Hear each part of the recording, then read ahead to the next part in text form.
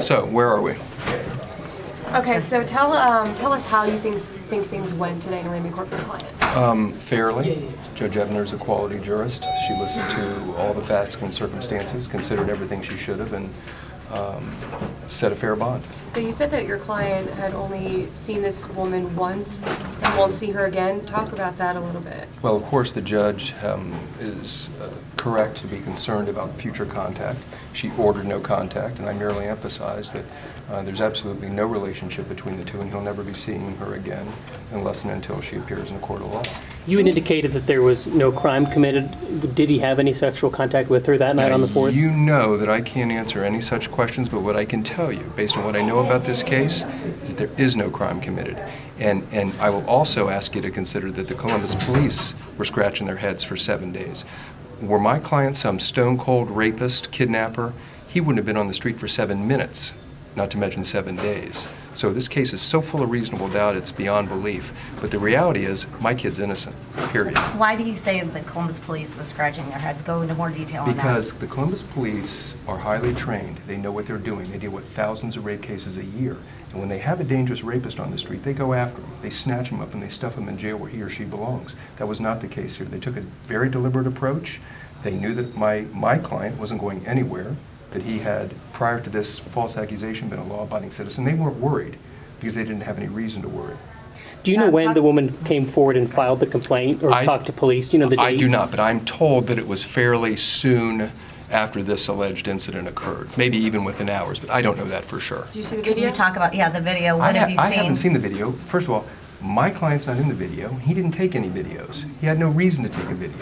So he was playing video games, if you want to know the answer to that question. What do you think about Coach Day's decision? You know, I'm not in a position to second-guess the university. I don't understand how you reach a decision such as that so quickly, but again, I don't have the same concerns that the Ohio State coaching staff has. I have no idea, so that's just out of my bailiwick, as it were. And how does your client feel about it? Andrew, that's a good question. As you might expect, devastated, thinking to himself, gee, there's supposed to be a presumption of innocence. There's supposed to be a disciplinary framework that the university follows. Now, I don't know that that applies to the football team. Apparently it does not, but I'm sure he wishes he had the opportunity to defend himself prior to being dismissed. Sam, did your client take the swab and everything after he got in contact with you or before? No, sir. That's a great question. Before. No lawyering up, no calls to lawyers, nothing but forthright and candid with the police, and submitted without a search warrant to every physical test they asked. Was he caught off guard when this came about? Completely off guard. And I'll tell you something else, as I've said before, he's so innocent that he's willing to take a polygraph. And I'm curious as to whether his alleged victim is willing to do the same. I'm going to guess that the answer is an unequivocal no. How is he feeling right now after losing his spot on the team? Can you imagine? What are you telling him? No, listen, not only losing your spot on the team, but maybe losing your scholarship at school. You've been there for 3 years. This is your way towards completing an education. It's devastating.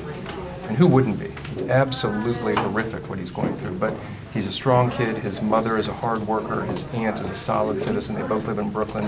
He's got a great family network, and he's going to stay tough throughout this. It's a bad blow, but he's going to deal with it.